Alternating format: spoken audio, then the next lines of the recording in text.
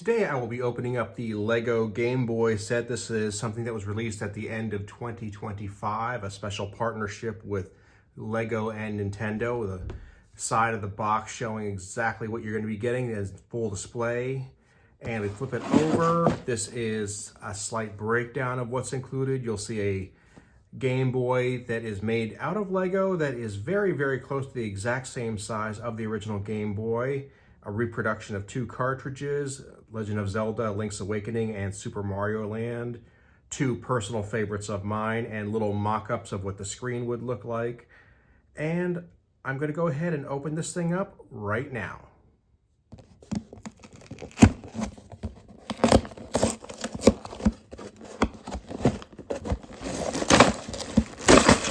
Dumping out the contents of the box.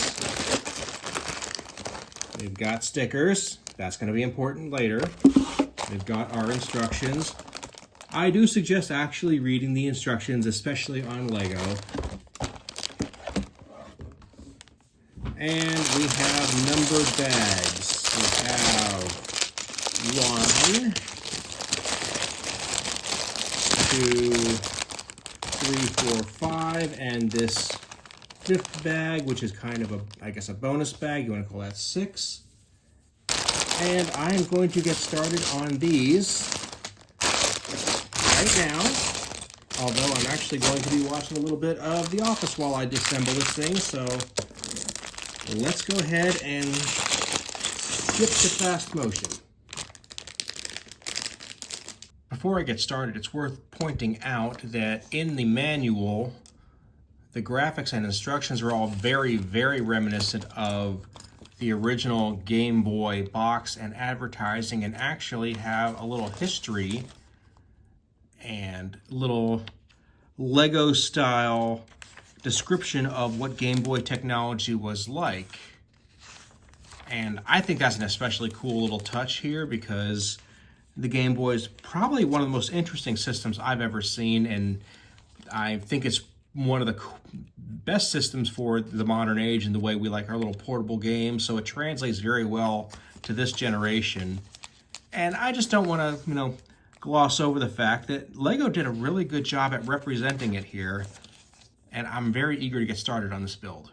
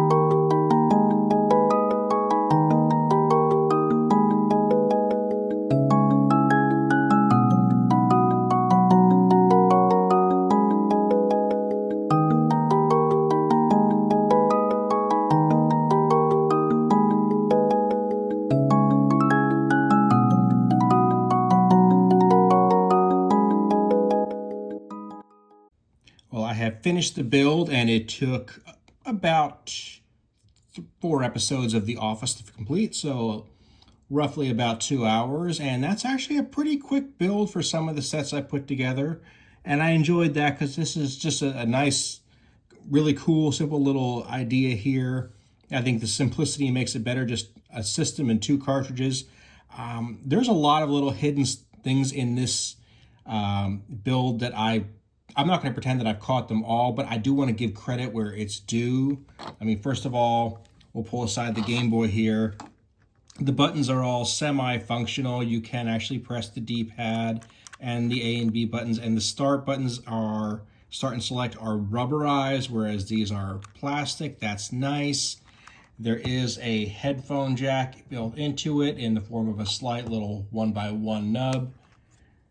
There is a semi-functional, and when I say semi-functional, I mean you can physically turn this thing, but it doesn't do anything. Contrast, and this little thing here does not pop out for the external port, but it is there. And what I didn't know about the screens, they have 3 of these little screen things here. They have the Legend of Zelda, which is my favorite scene from Link's Awakening. We have Mario Land and the classic Nintendo startup. But what I didn't know was that they are lenticular, meaning you get a slight little motion when you put them in there and rotate and move them back and forth. It's one of the best use for lenticular art I've ever seen. Here's something else I've liked. Now, this is the cartridge for Super Mario Land and Zelda, and if I pop this open, you'll find the Zelda actually has a piece indicating the battery that was in the cartridge. Now, back in the day, cartridges used batteries to keep enough of a charge running through the system so it could have a save function. And that's it. This is something you're never going to see if you don't actually take the thing apart, but it does include the battery from the Zelda save function. And again, attention to detail, the Mario cartridge does not have that. I'm just going to pop that open just for the sake of doing so. Yeah, the Mario cartridge looks like it, and it's not an exact representation of the PCB, but you see what would be the ROM chip on there. And this would be the screw that keeps it together probably. And if I pop open the back of the system here, this is how you would swap out the plates.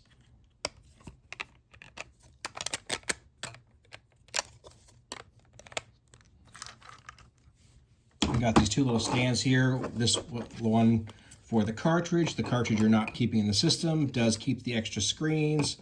And I'm going to put Super Mario Land on there. And I have to say, I love the fact that they included Mario Land and Zelda, because these are 2 of my all-time favorite games. Zelda in particular is one of my favorite games of all time, Link's Awakening. I understand that they didn't include Tetris because apparently the rights to Tetris are a bit nebulous right now, and it's just better not to mess with that. But all in all, I have to say this is one of my favorite Lego sets I've purchased in a very long time. And yeah, truth to be told, it was not a purchase, it was a gift. And big thanks to the person who got this for me.